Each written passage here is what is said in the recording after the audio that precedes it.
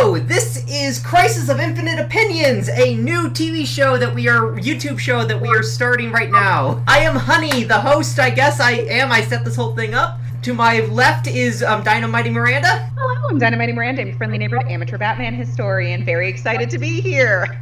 And below me is Rena. Hello, I'm Rena. I don't have an intro. And diagonally of me is Wolf. My name is Knight, the werewolf teacher, and I am a fake werewolf and real teacher. Yeah, I don't have an end to that intro. Alright, so the basic rules of this show is each of us will be having a single topic that we will be debating for each show. In this episode, we are discussing the net worth and positive value of the original Crisis of Infinite Earths. Each of us will go around the table discussing our opinions of this topic, and secretly, one of us is a bizarro who has the actual wrong opinion and is secretly lying this whole time. Before we go in, we can start and explain what Crisis of Infinite Earths is. Miranda, you are the historian if you would like to go in and explain. Absolutely. So, Crisis on Infinite Earths is perhaps one of the most famous events that DC ever put on. It came out in the cross between 1985 and 1986. It was a year-long event. It consisted of the event itself consisted of 12 core books, which constitute the main storyline, and tie-ins with pretty much everything else. Honestly, it is exhausting to look at the reading list for this, but this was the event that rebooted the DC universe. A lot of the DC characters, they come out of the late 30s and the early 40s, and then books stop getting written, new characters get introduced, things get rebooted all of the time. There's very little consistency going into like the 50s and the 60s.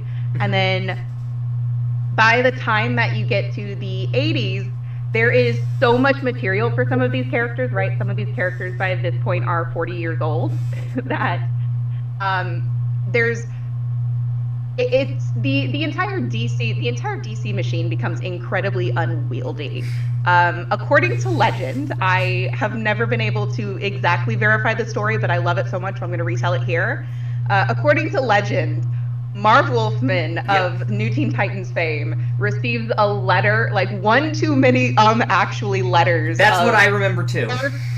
Just like us basically trying to tell him what's what with the characters he's writing, and he's like, you know what? Fuck it. Let's burn it all down. And he is the architect of this event. And what this event functionally does is it reduces the DC universe and the multiverse. It consolidates all of it into one single universe with one single golden continuity moving forward. And that's sort of like the skinny of it. So let us get into it. I will start, I guess, since I am the host here. I hate this.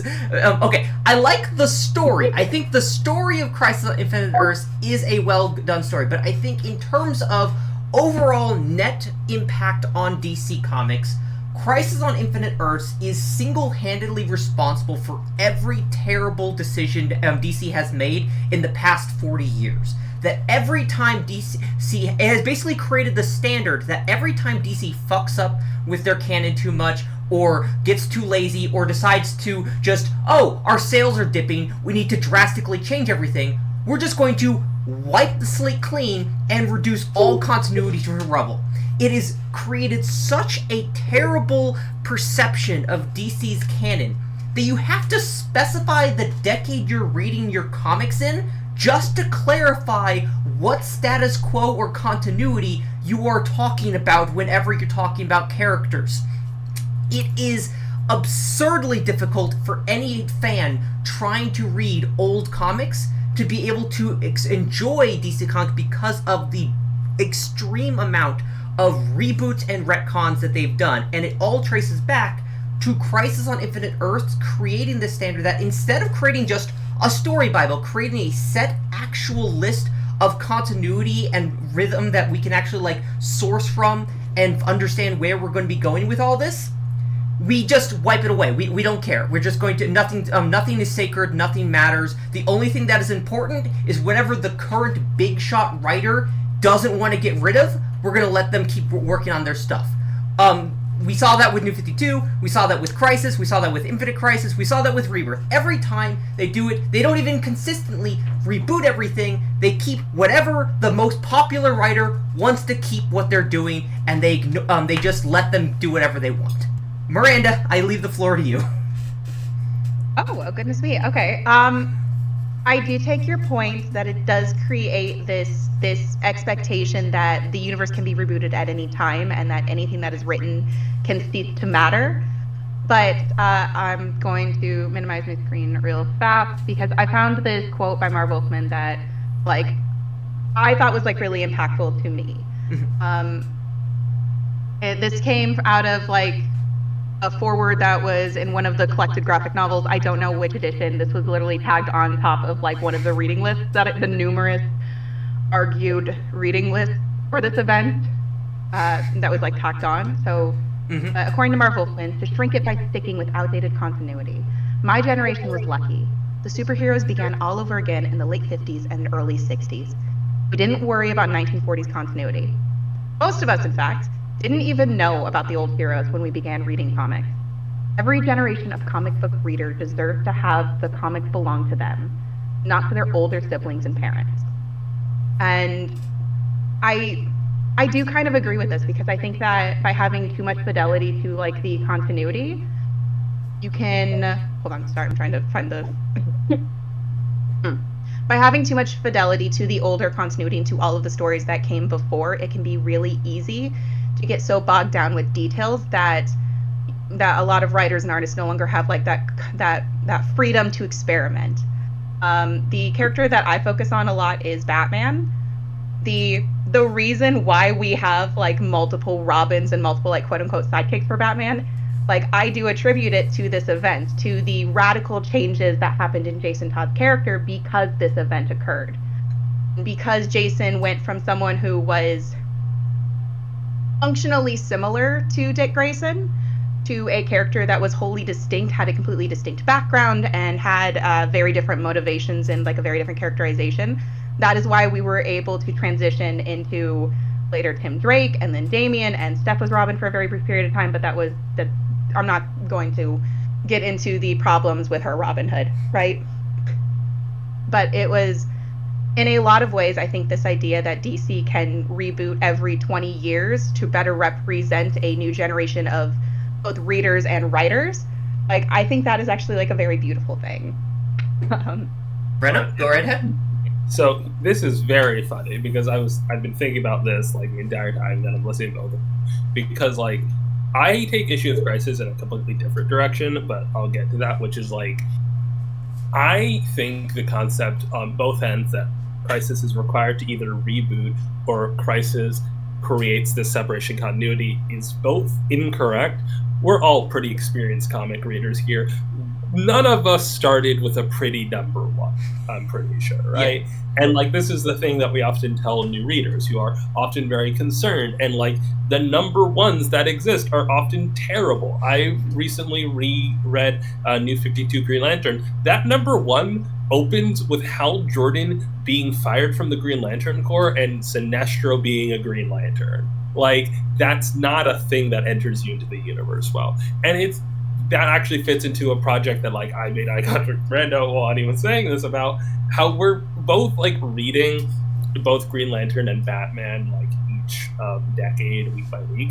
And the fact that like you're right that for some characters it isn't even, but that itself shows evidence of why Crisis isn't actually necessary for a clean slate, because there's no possible way that you can tell me that someone who was reading Green Lantern in the 40s, 50s, 60s has the same experience as me who started in the 2010s or my friends who started in the 2020s, right? Maybe you need to go a decade or two back, which is, I think, fair to what Wolfman was saying. But the actual fact of the matter is, like, if you don't do constant reboots, you're still going to ship a thesis yourself into a completely different situation, right?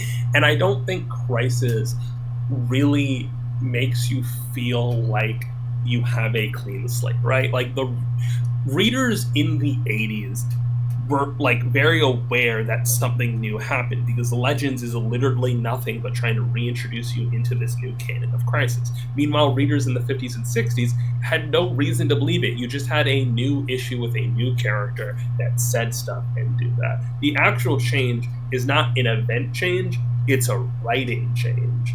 But my issue with Crisis is more that it is not only the progenitor of DC's feelings with continuity, but the progenitor of DC's obsession with events. Because, like, people say DC reinvents itself every 20 years. That's not true, right? Infinite Crisis has, like, minor changes to continuity that, like, debate how much they matter. It's really post-Flashpoint and post-Crisis, right?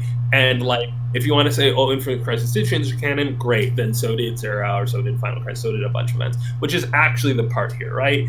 That DC decided that when it needs sales, it needs to have an event, and changing things, whether it be small or wholesale, is only basically to get eyes, right? And that is what I really dislike about Crisis. That is what, like, if you're a Teen Titans fan, the amount of Teen Titans that Superboy Prime killed in Infinite Crisis just for shock value, that's due to Crisis on Infinite Earths. If you are, like me and like the Green Lanterns and how like sporadic that canon is once Jeff Johns got his hands on it, that's because of like the need for event comics. I again do 52 Green Lanterns. I love Simon Baz. He got 4 issues of the main book before an event crossover like screwed everything up, right? And this is like the consistent through line here, right? That the Crisis set into motion this concept of like, we need these huge stakes, right? Crisis might have been a celebration, might have had reasons to exist, but you can't tell me Dark Crisis on Infinite Earths did, and that's what that leads to, right? So I think that like Crisis has a weird conception of continuity that was not necessary for Crisis, and I'm not particularly frustrated about that because I think comics would be confusing with or without Crisis, you know? Like, Green Lantern is confusing, and it does have that decade-by-decade change, even if it wasn't significantly affected by Crisis. Crisis didn't solve that. Crisis didn't create that. But what Crisis did create was this, like, race-to-the-bottom event comics that ruined my favorite characters and, like, shake up everything. And that's a double-edged sword. Sometimes I get Jaime Reyes, sometimes I don't. But that's my opinion. For me, I think that Crisis on Infinite Earths was a very blah kind of comic. Honestly, it was fairly boring just to read. I think it took too big a scope with trying to use every single character possible. And I know that like there is an appeal to seeing your favorite character in like the big thing, but ultimately it is, you know, like I would rather have smaller events that dealt with like a dozen characters and then moved on. Like I actually rather liked Beast World and the way they did their tie-ins, which was they, rather than make everyone disrupt their stories, which unfortunately Crisis did, they had a separate Beast World tour tie-in set, which was, here's what's going on in Central City, here's what's going on in Metropolis and Star City and Gotham, which I thought was a very smart thing, but we're talking about an older set of events, right? For me, though, like, I think that Crisis did start with just too big, right? But I'm of so many mixed opinions on here. So I was looking in my copy with the foreword by George Perez just to see if I could like catch where, like, if he mentioned that random letter, right? And I saw something that actually I'm like, okay, maybe this changes my opinion on things, which was that before this, George Perez had gone to DC and said, hey, can we do some limited series? And DC apparently said that readers are reticent to pick up a limited series. They'd rather pick up a high number comic because they knew, okay, this has been around a long time, it must be good. See, the thing is, I adore limited series.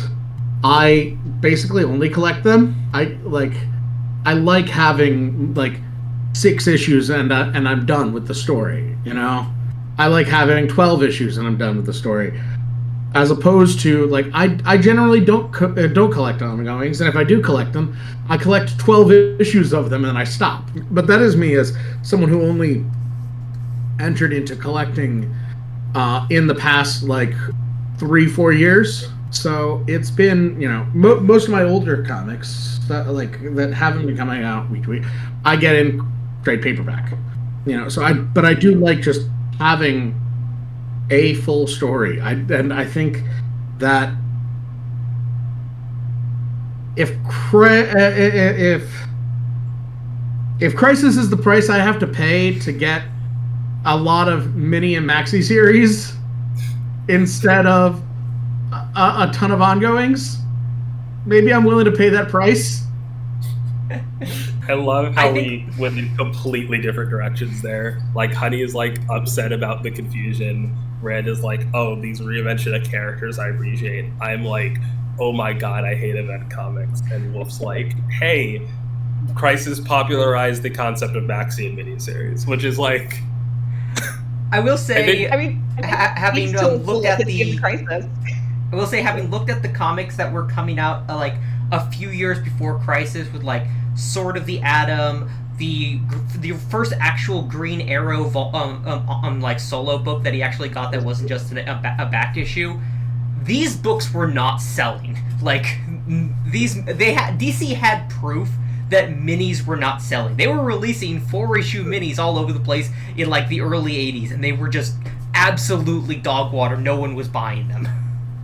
But also, regarding Miranda, I will point that DC was changing up their characters before Crisis happened. Like, Jason Todd, as a character, existed like for like 6 years before Crisis happened. Flying Todd's Jason Todd existed. Like, that's okay, the thing. no, but that's the thing. People just compare him to just the Flying Todd's Jason Todd. He is a drastically different character from Dick West. For one, his origin is actually like a full-on epic origin story that like makes the Todds into like major characters rather than just tragic dead characters who immediately are thrown away like Dick's parents. But also, Jason's relationship with Bruce is very different from when his Robin, where Jason is constantly running away from Batman, refusing the call to action, trying to return to the circus at every opportunity. The Nocturna storyline happens because Bruce loses custody of Jason because he keeps running away from him. Like, this is a drastically different era of Robin for Batman than it was. But also, Robin, when Dick was Robin, was also drastically changing with every decade. In the 50s, we had the happy-go-lucky Dick who would get, like, giant dinosaurs for his birthday presents. And then by the 60s, we would have the Dick Grayson who was constantly running off to go hang out with the Titans. And then by the 70s, we had angry teenage Dick Grayson who doesn't want to be living under his dad's roof anymore and is constantly picking fights with Bruce all the time. Yep. These are constantly changing and reinventing characters. You don't need a Crisis level event to massively change over these people. And also, as somebody who started actually wanting to get into comics in 2011, when New 52 happened, I immediately was turned off of wanting to pick up any new comics for DC because new Flashpoint was happening, because I had wanted to get into comics because of the love of all these characters that I remembered reading as a kid, and all these stories that I saw were adapted into cartoons and movies that I saw, like, oh, I want to read all these stories, and I want to get invested in all these. I'm going to read the wikis, and I'm going to learn all these characters. And then around the corner, Flashpoint is happening. None of this matters. We're throwing it all away. It's like, well, why did I put in all this care? Why did I put in this work if you're just going to throw it away? And I stopped. I immediately reversed. I didn't read comics again for another, like, 3 years. You see, that's why you need to get into Green Lantern, because nothing changed. But I could not stress this enough. I was reading the aftermath of the Green Lanterns. They were actively advertising New 52 Green Lantern as, in September, watch the ending of this story, this specific story. But I mean, the thing is, you did just describe the changes a child goes through in 10 years over the course of 30. Like, I can imagine a world in which, without Crisis, Jason Todd still dies because the choice was not a Crisis choice, right? Like, Jason Todd was a very different character pre and post Crisis, but like that was mostly like he wasn't angry and all that stuff. The reason why Jason Todd changed the way he was because they wanted to kill him. They just didn't like the character. Like, his origin changed. But I can imagine a world where Jason stops being Robin one way or another. But if Robin does come back, there's no way it's him or like Stephanie or any of that stuff. The reason why those Robins exist is like the reason why Jason exists in the first place is because Nightwing was allowed to grow into Nightwing. And there's no reason to assume that there would be a revolving door of open mantles if you live in a world where you don't have that like reset. Not because Crisis creates that reset, but because Crisis creates a shift in legacy. I think that's another big thing to me here. The Earth 1, Earth 2 split is like them trying to solve away mantles, you know, in a way where you have like Earth 1 Flash and Earth 2 Flash, right? And I think that split only works because of the unintentionality of it, right? There's not a world where you get an Earth 5 or an Earth 6 because they're like, oh, we want to do this again, right? No, you just keep putting the same toys in the sandbox. And Crisis is the same thing that kills Barry Allen. It's the thing that makes what is arguably like the most successful mantle of like that era, right? So I think a world without Crisis doesn't like flow that much, right? I don't think that you necessarily need a full reboot, but you do need like a shift in how that views it.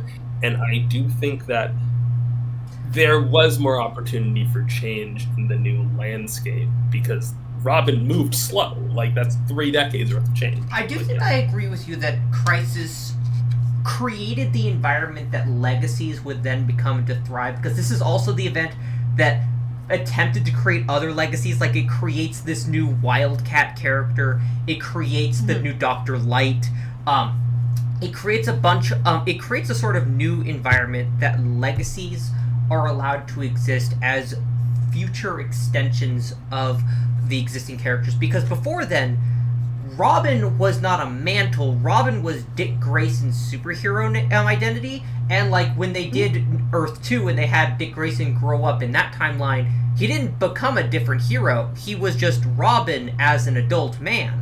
And it's like when Helena Wayne became a superhero, she didn't become Batwoman. She became Huntress, because every single character would, even if they were a legacy of an existing character, would become their own thing. And I think that has also been to the detriment of this focus on legacy characters as a way to extend the brand life of a character, because we create this art with this whole thing that if a character grows up, they have to radically change their branding. They have to radically change who they are, which can, like, no one knows what to do with Damian Wayne in present day, but everyone is all arguing for maps to become the new Robin. What is Damian going to be if he's not Robin? He doesn't have... They're going to have to radically change his entire identity and process to make him a new hero if they make somebody else Robin, because his entire identity is defined around being Robin. That's Tim Drake's problem right now. Yeah. Exactly. I think that's, to be frank, a Bat Family problem. Like, the Bat Family is the ones who do that. All right. No, yeah. Like, okay. So, but like that's kind of the thing. That's like this problem that, like, yes, DC is the company, and yes, like DC as like a bunch of creatives, right? Like writers and artists like have, but it's also a problem that I think like comic fans have. This idea that we limit ourselves in our understanding of characters based on like which Justice League member they are like tangentially related to, right? Like the reason why Dick Grayson had to become Nightwing was because, like, again, Marv Wolfman, I assume a very petty man. I love him for it. But like Marv Wolfman was running into this problem of like the stories he wanted to tell with Dick Grayson were being limited by everybody being like, no, Robin is Batman's sidekick. Actually, instead of saying like, no, Dick Grayson is a character that exists outside of his context with Batman. Like, yes, he still has that history, and yes, there are still stories where he can feature with Batman, but he's also a character in his own right, and we should treat him like that. Like, that is a problem with comic fans in general. This idea that like we do get very limited based on like how we think of characters, right? It's like Batman doesn't do as well when he doesn't have a Robin, and when you have like Dick Grayson in a bunch of Titans books, because like they were trying to do this push to like establish the Titans as like DC's one of DC's like pillars, right?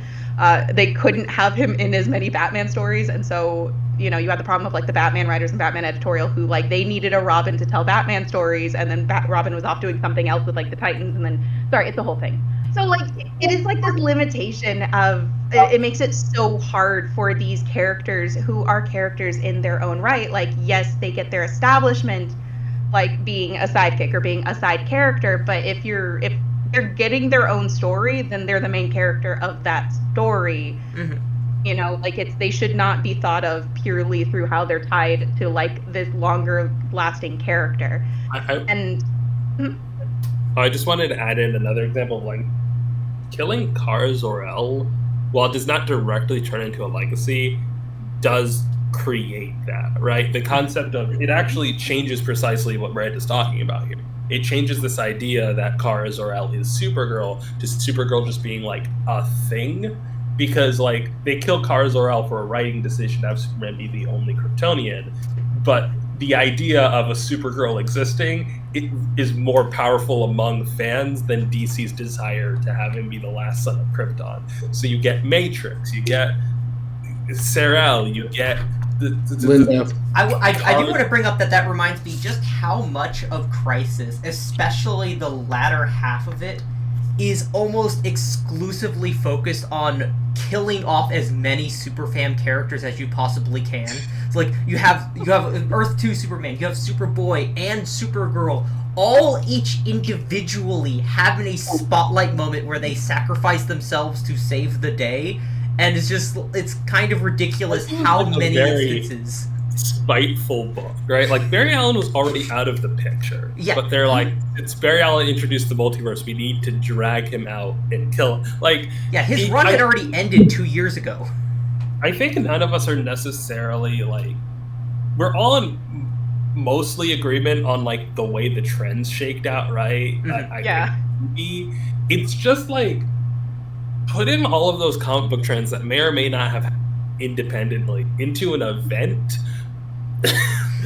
is the problem. Because one, even to bring it back to what Wolf said, it got mad boring. But also, like, it creates this like weird environment where like I don't know. Like, I think to bring it back to what I was saying with Legacy, the reason I said it's a Batman problem is like, I don't know, man. There's like 10 Green Lanterns and it's fine. There's like 2 Superboys. There's 2 Superboys.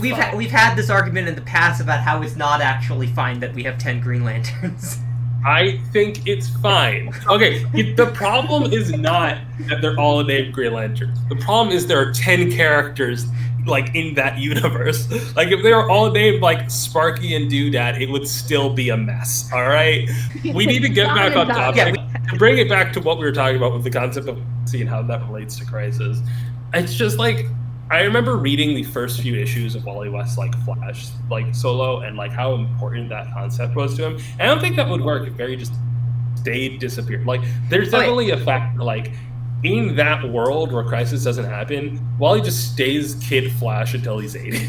Well, I absolutely agree. Wally did not have a place post-Crisis if Barry stuck around. He needed Barry out of the way. That's the thing. Barry didn't stick around. Barry was already out of the picture. I just think that... Well, no, I mean that Barry existing at all would have been a thing, because if Barry survived, retired, and Wally went into the picture, you would always have the looming shadow of Barry coming back in 5, 8, 10 years, and Wally being like we had that with Dick Grayson, and Bruce died, and they still had that happen with Dick Grayson. I'm that's the other thing. Like, slightly this isn't a tangent, but like you can tell the difference between like Crisis on Infinite Earths kills Barry Allen because he introduces the universe. Final Crisis brings it in because the first Crisis killed Barry Allen, so the next Crisis has to bring it back. And you notice how like there's that joke that they even make in universe. God, fuck modern DC. That's like a Flash dies every Crisis, right? And like an important part of that is like Crisis isn't over till the Flash dies. Yeah, like what's the word? Barry dies and stays dead for like what, nearly 25 years or whatever. Mm-hmm. Wally dies and Bart's Flash for 12 issues. It's 12 issues. They don't even count in the legacy numbering, by the way. Like, and that's like, I think, to say a lot about Crisis, at the very least, it had a level of permanency. People say nothing in, but like nothing in comics is permanent. I disagree. Everything in comics is indefinite, right? Mm-hmm. Like that's the thing here. Oh yeah, no, Kara didn't come back for another 20 years. Barry didn't come back for another 25 years. Like Omen died in Graduation Day, and like if it wasn't for how utterly hated the New 52 was, she would have never come back. Like, you didn't come back until Titan's Hunt. In that canon, in New Earth canon, Omen never came back. But yeah. So Crisis is coming back. I guess.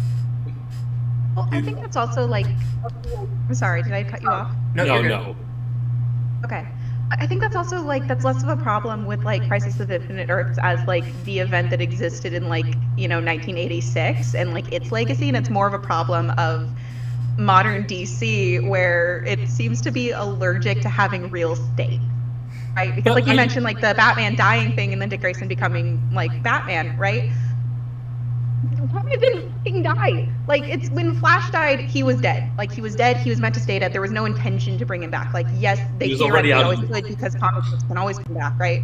But he was dead, and he was meant to stay dead. When Batman died, he wasn't fucking dead, and he was never meant to stay dead. They literally did not end the book without showing you Batman alive. Yeah.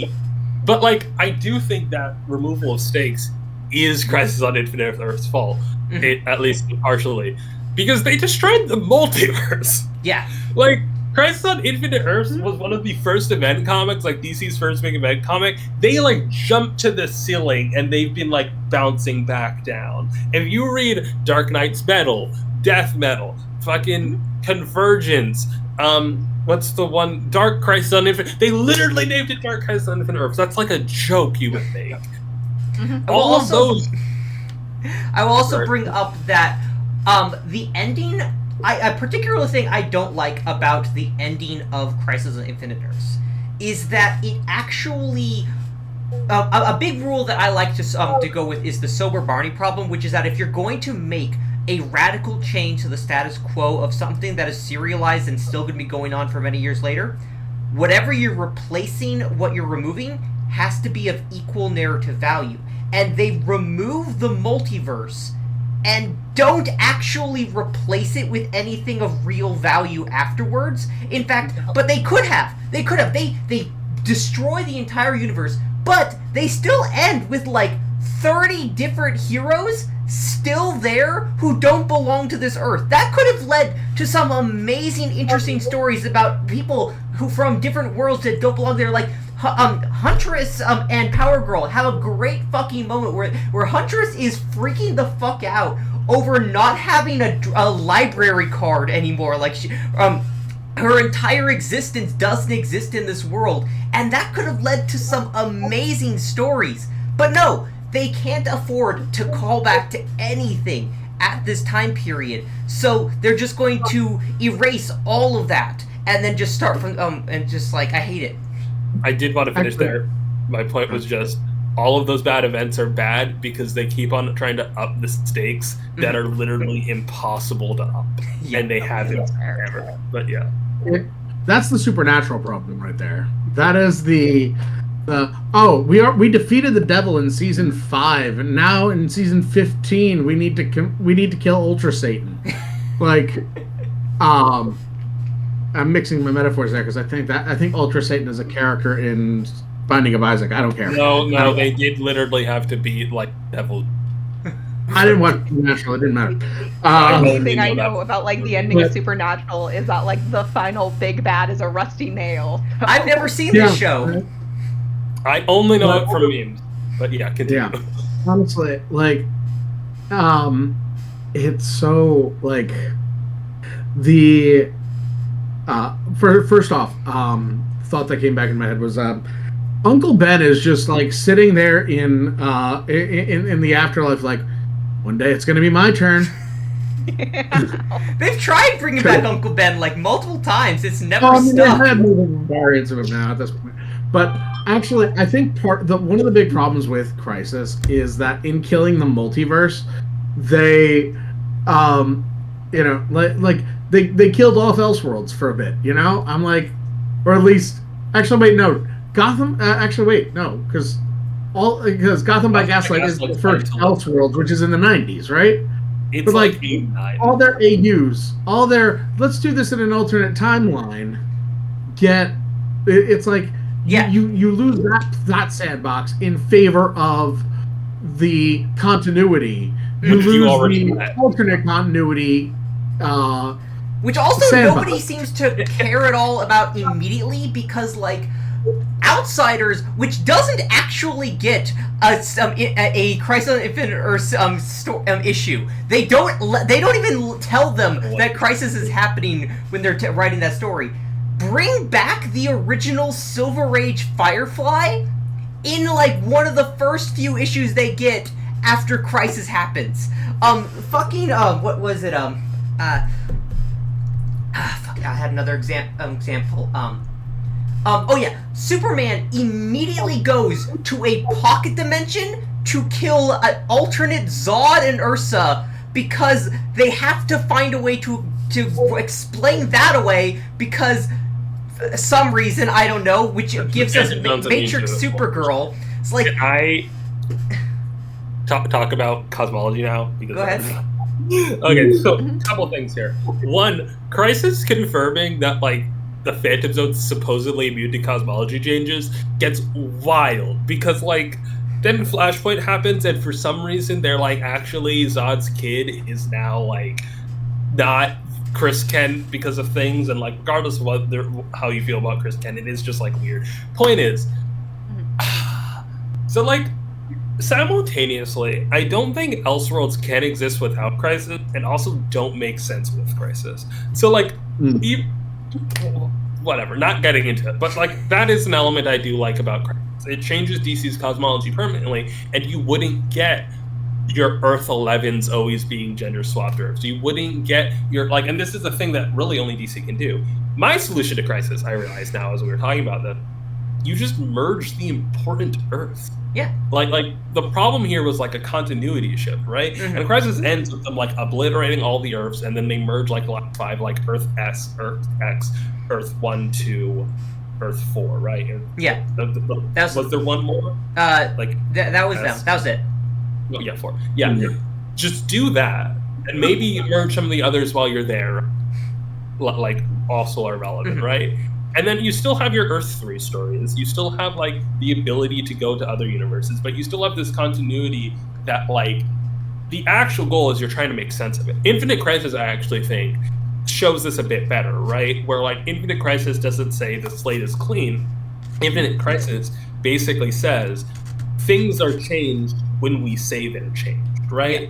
Which gets rid of your dumb letters. Like, they're like, actually, I just rewrote it. You're done here. That's what I'm saying. Like, I definitely want more question stories, more this and that. But honestly, I think we see, I think we saw more Charleston characters after the fact, just because, like, we got Captain Atom and Blue Beetle hanging around. Because, like, in the world without Crisis, DC probably still has all the others languish in obscurity. Only even worse, because now they're like, oh, there's this entire world that we're just not going to touch. We're just not. Like, maybe they'll get a... There is a... Maybe DC does a push, like, we're going to do 18 miniseries of the Vertigos, and if they sell well, not Earth 4, then they'll sell well, they will. But I don't know, I just... Oh, no, Charlton's could not support 18. Because like in the 90s, you kind of have like the rise of like the rock star comic writer, right? Like it's where I think like all DC's whole weird culture of like, we found a guy who sells a lot of books for us. What if we just let this guy do whatever the fuck he wants?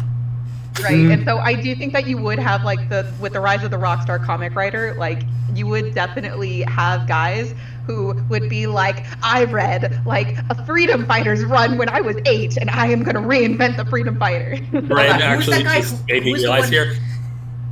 Honey, if Crisis didn't happen, all your Charleston characters would just be Watchmen characters. Like, if Blue Beetle and the rest were not in New Earth, when Alan Moore was like, hey, I want to write Watchmen, they'll be like, sure, name. And then, like, whenever you're like, oh, I love the question, it's a bunch of, like, guys who haven't bathed and refuse to call their mom, like... I will say that if we did that Superstar thing, Roy Thomas would have taken over the Quality Comics universe and just, like, made it his baby. But I do think, like, that's the... I don't know, because I think Crisis just... the problem with Crisis at the end of the day is I think it just set up such a large wall that you couldn't... It created such a hard and fast rule that caused all of these problems, right? Like, if Crisis was just normal about it and was like, hey, we're gonna put Earth 1 and 2 together, but like even then, like, why'd you have to murder the old Superman? Why is Power Girl and Huntress canon? Why are they so Yeah, why are they here if you're going to immediately turn Power... Like, the thing, they bring Power Girl over from Earth 2, and then immediately retcon her to be Orion's Atlantean descendant? Yeah. Wait. Yeah, that's the thing. They introduce Orion in order to create a whole bunch of, like, ancient Atlantean mythology, and then arbitrarily decide that Power Girl isn't actually a Kryptonian. She is a Atlantean who was, like, mystically tricked. Just make her Daxamite. Just make her Daxamite. It would have been so easy. Here's the thing. All right? Go ahead. So that's one of the things that sort of... Wolf. You keep going, go ahead, and then we're like, okay, I'll go. All right, fine. You go, Miranda. All right.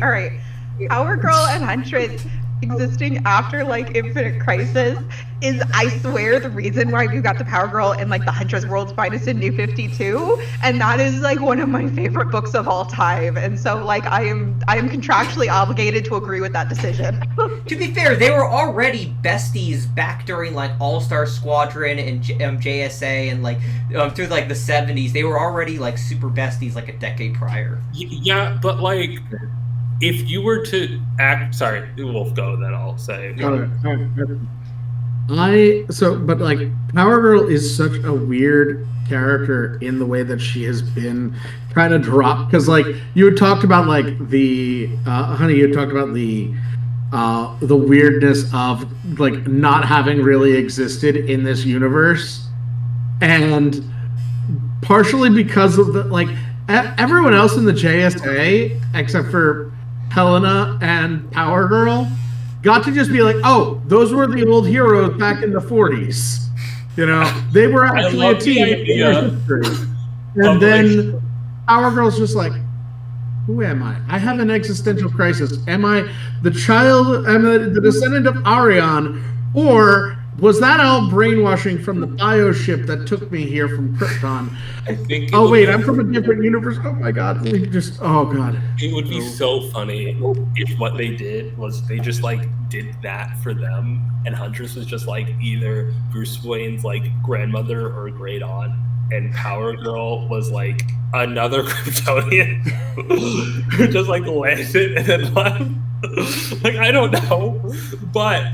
I do think what's a couple of things about that is like, yes, they are besties, but like in a reasonable world where Crisis was following its own rules, they wouldn't like because they are members of Earth 2 that are the worst to adapt. They are Bruce Wayne's daughter and like an alternate universe version of the woman that's literally on the cover dying.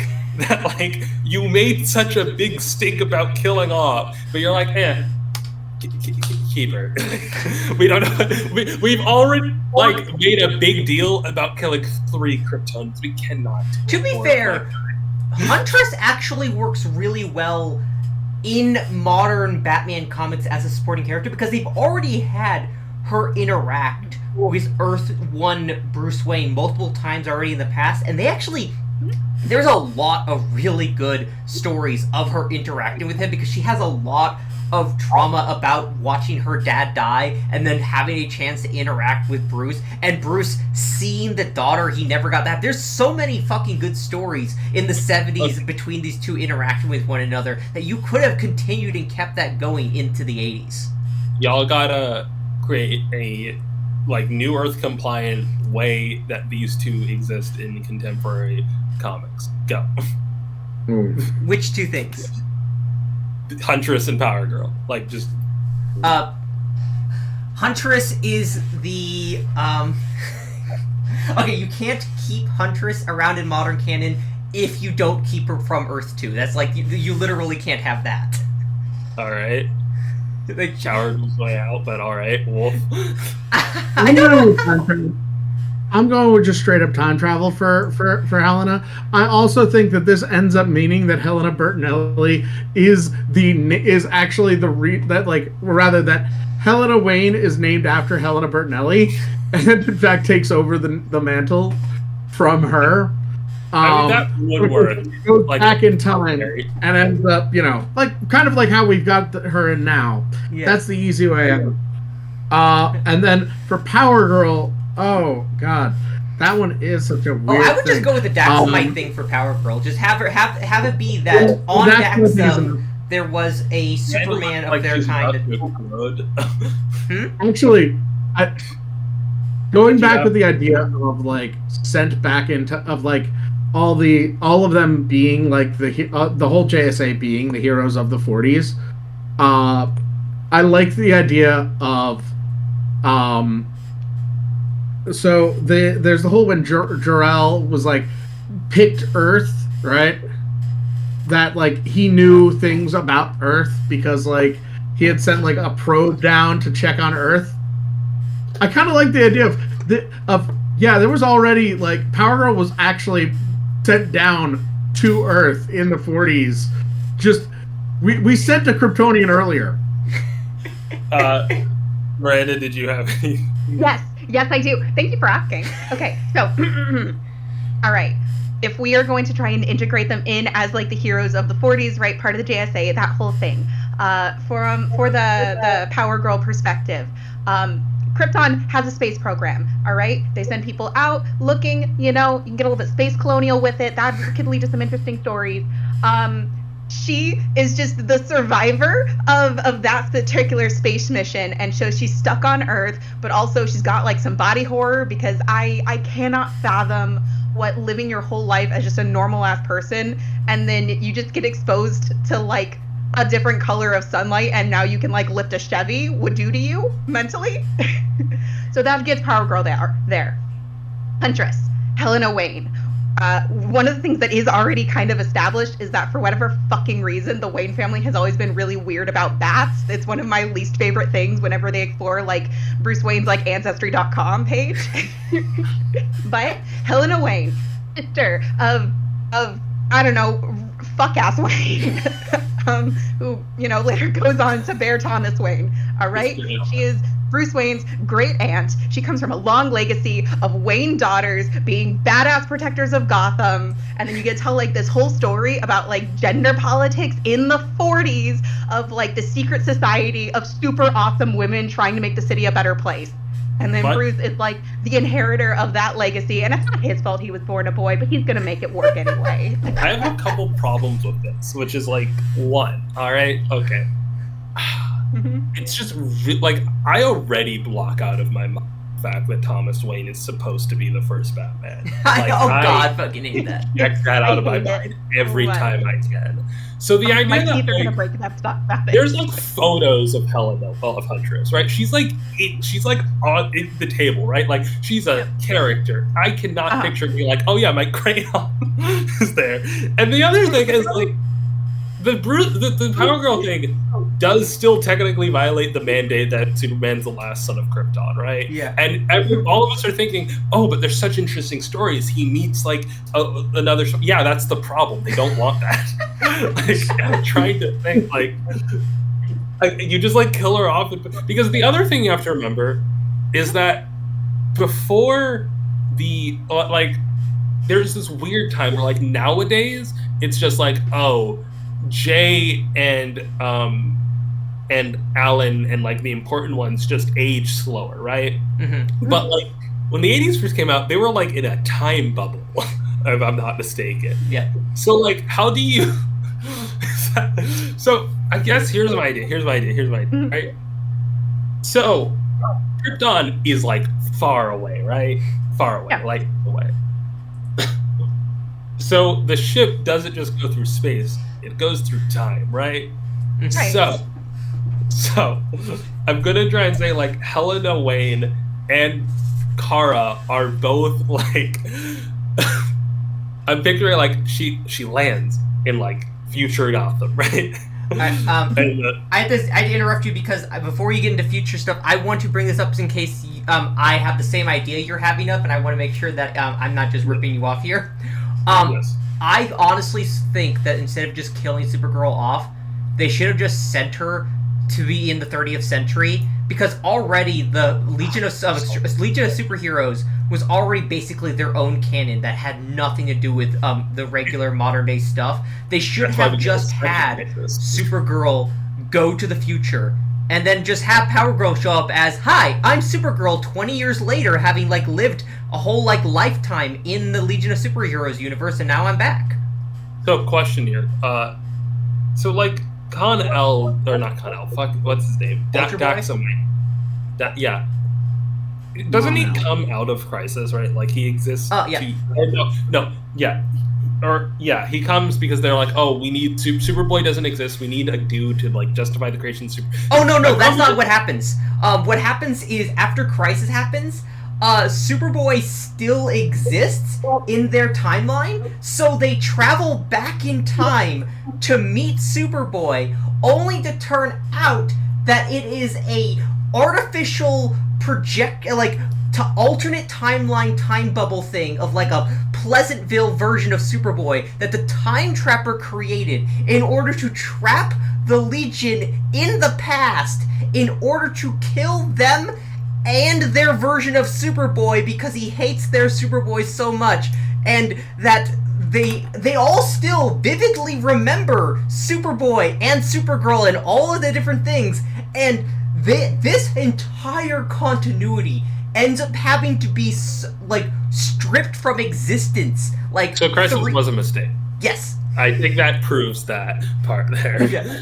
But I was thinking like I don't think time traveling to Supergirl is the great idea, because I think like I like that death. All right, I think it's impactful. Yeah, Brainiac 5 has a really great moment where he's mourning Kara's death in Legion of Superheroes, and he's like, it's a really fucking good moment where he's like, I never got to tell her that I love her because I already knew Crisis was going to happen and that she was going to die, and I couldn't be with a woman I knew was going to die. But Kara Zor-El lands at Future Gotham, meets Helena Wayne with her time travel ship, right? Time travel ship. Then takes up to the 40s. So it's like they are the 40s characters, but it is still the daughter of Bruce Wayne and Kara Zor-El. I think this is a dumb idea, but whatever, not the point. Crisis. Listen, all right, I think that right now on this Zoom call, it's not actually a Zoom call, we are printing money, and DC needs to hire all of us. This is the problem here. All the fix-its of like, it's so. This is one thing that, as someone who loves alternate universes, I wish we saw more of that we never see. Where there's like, I want to argue like 5 big different kinds of alternate universe stories. I'm not going to explain them all out, but one of the more rare ones are rewrites. It's this idea of like, we so often see like, what if this story went this way, but purely from an in-character universe perspective. I really want more stories that are like, what if this story went differently, from the real world perspective. Like, I remember when they were releasing the anniversary version of the Death in the Family, they showed like the panels of what if Jason Todd survived. And the point is, just do that with Crisis, guys. Like, write me, give me a story where it's like, Crisis, if Wolfman was a little bit more or less spiteful, all right? Crisis if the Anti-Monitor... Crisis if the Anti-Monitor was an actually interesting character. Yeah, Crisis if we cut out all of the repetition. You reminded me though of the Twitter thread that lives in my mind of the Tom King in continuity story I would have actually liked. Tom King's plan for the Rick Grayson arc. Okay. It's supposed to be a 6-month arc. It's like 2 negatives equals a positive. Yeah. Like, I would have liked Dick is like interacting with Tim and trying to like grow his brothers and figure out like his memories and stuff. That would have been nice, and a nice short arc, like instead of what we got. I like the Rick Grayson arc. Honestly, the only problem I have with it is too repetitive. But I think, like, overall, the Rick Grayson arc is actually really fun, and I liked a lot of the supporting characters we got from it and wish they got to stick around. I'm not about I can Honestly, see that. My big problem yeah. with the Rick Grayson arc is that we have spent 80 fucking years building up that, like, Dick Grayson is emotionally competent enough to have a family and friends who love him like unconditionally, and not a single like one of those people actually fights to remain in his life after he has a traumatic head injury. Yep. Yeah. It's just so much of like for me it was very much the length. Reading it all in one go, and it being like 2 years. I'm just like, oh my god. I just think like I was told about it. The idea of like that was like 20 when 27. 8? It was 2016, I think, when the Rick Grayson happened. Anyway, 2018. It was 2 years. The idea of like we're doing the head injury, different personality in a serious like Big 2 comic of 2017. I completely misheard. I just think it's so funny. Look, it's I love an Amnesia. Me and my mom. Because, like, it's Tom King. This is the guy. Hey, so often, like so often, like it's always the idea of like, no, this one is the one. Mm-hmm. But Crisis. Yes, Crisis. Yeah. I think we should start wrapping things up a little. I don't know. What are our final closing statements on Crisis? Did any of us change each other's arguments at all? Also, this was supposed to be where we reveal that one of us is secretly not the Bizarro bad take person, but I think we got a little too off the hinge here. So I'm not sure if that. We never introduced Bizarro as a concept. So. Oh God! Okay, I'm not even sure if we did. Each of us will go around the table discussing our opinions of this topic. And secretly, one of us is a Bizarro who has the actual wrong opinion and is secretly lying this whole time. I didn't actually explain in the beginning that this was as our starting episode was not gonna have a Bizarro. Yeah, but I thought that was supposed to be a I assume Honey is editing. So. I don't know how much I'm gonna be. There was an explanation there. None of us are a Bizarro, right? Yeah, none of us are a Bizarro because this was supposed to be just the first episode. Explain the premise of the show. We would have a Bizarro in later episodes. The thing is here is that none of our arguments for or against Crisis were really like connect. Like, I still think Crisis kind of bleeds into event comics. The only thing that ever like kind of convinced Marina was like, how much of that is the fault of the legacy of Crisis and how much is the fault of that is modern DC, which like, yeah. I think like, I guess my conclusion here is no matter what happened, DC was gonna suck. Like, I think like the real thing I could blame Crisis, like this is a Crisis thing, is one, like the clean slate aspect of the New 52 in specific, and two, the stakes being so fucking dumb. Like that, so yeah, I still think like there's a net negative there because I can't see like the specific positives, right? Like there are some, but like God, Dark Crisis on Infinite Earths, man. My opinion on whether or not Crisis is a net positive or not is that Marvel never actually started doing massive radical reboots. So there is an alternate timeline where DC followed suit and just did this sliding timescale. DC's 20 years older, like Yeah. meaningfully. Yeah. Shut up about timely. It's 20 years older. That's the real rub. But yeah. Yeah, so that's just the thing that I think that I don't think that there is a universe where either DC or Marvel would have actually created a fixed continuity timeline where things are actually progressing at a reasonable rate. Things I think matter. that is actually positive, though, right? DC only is allowed to progress because of, right? Like, No, because the thing is, time was moving forward for the 70s and the early 80s. Like, events were changing. People were growing up. People were, like, the only book, actually, that happened after Crisis that had an actual passage of time to it was Green Arrow, of all things. Miranda, you are... what's your final opinions on Crisis? Did any of them change, or...? I do take the point that Crisis did lead to DC overusing some things, such as the idea of an event book. But again, I don't necessarily blame like Crisis of Infinite Earths itself for that. I think that it was, at the time, it was new. It was like brand new concept. It was giant. It was unwieldy, and it was somewhat successful in what it did. And then there was a long period of time where there were smaller event books and they were more spread out. And then now I think that DC is trying to like recapture that lightning in the bottle because, you know, and on some aspect there is like a soulless corporation behind it making those decisions. But again, I cannot blame the event itself for that. I do think it was like overall a net positive because of what it gave to like the DC universe and because of the freedom that it gave to a lot of creatives moving forward. So I never ended up actually expounding on the rest of my points, the limited series aspect throughout this argument, and honestly, it was the weakest argument I had on it. Really, I did say that I think it was worth it for those to now be a thing. I'm not sure if I'm thinking it's worth it now, mostly because of the way that ever since it feels like either DC is trying to undo Crisis or reset to a different status quo. I think about how Barry's death, you know, Wally was Flash for 20 years, and they brought Barry back, and everything had to have Barry again. I'm looking forward to a DCU that is established because, like, I honestly think for, like, the TV shows and stuff, like, seeing, like, The Flash, I'm like, did we really need to have Barry before we could have Wally?